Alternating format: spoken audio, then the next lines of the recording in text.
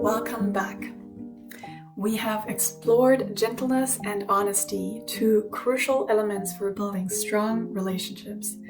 And now we turn our attention to our last and final virtue in this category, which ties it all together, and that is respect. Respect. What does it mean in the context of relationships? It's a deep appreciation for the inherent worth of every individual, regardless of their background, beliefs, or experiences. It's about valuing their perspectives even when they differ from our own. And it's about creating a space where everyone feels heard, seen, and valued.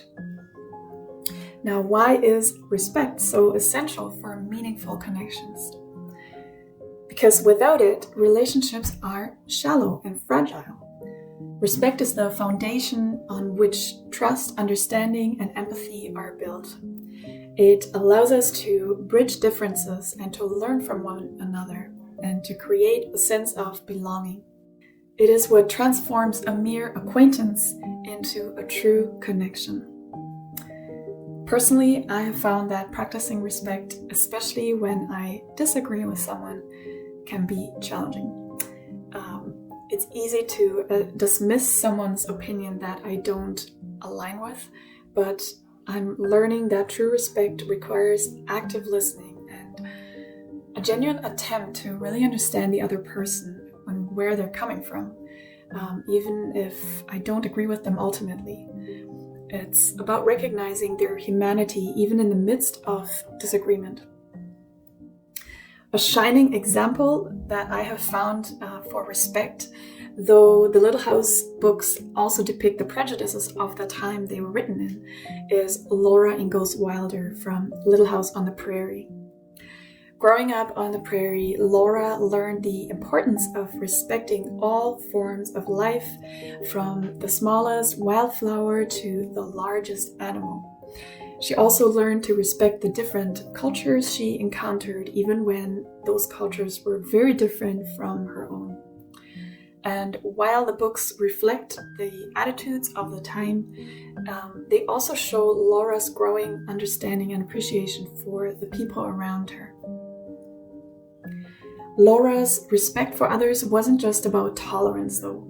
It was about genuine curiosity and a willingness to learn. She sought to understand the perspectives of those who were different from her, and she valued their contributions to the community. She recognized that everyone has something to offer and that diversity really enriches our lives. And this openness to different perspectives is a key aspect of respect. It allows us to expand our own understanding of the world and to build bridges with people from all walks of life. This week, I want to encourage you to consider how you can cultivate respect in your own relationships. Start by practicing active listening. When someone is speaking, really try to listen what they're saying without interrupting or formulating your response before they're finished. I think we're all guilty of that. Try to understand their perspective, even if you don't agree with it, and try to remain respectful. Try to make a conscious effort to treat everyone with kindness and courtesy, regardless of their background or their beliefs. And if you need more help, your workbook will also provide some more ideas to help you explore and just deepen this subject further. Respect isn't always easy. It requires empathy, patience, and a willingness to step outside of our own comfort zones.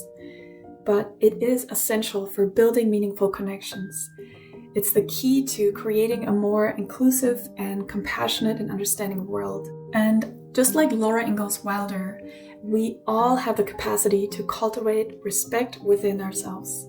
So let's embrace this vital virtue. Let's strive to treat everyone with dignity and compassion. And let's see how it can transform our relationships and enrich our lives.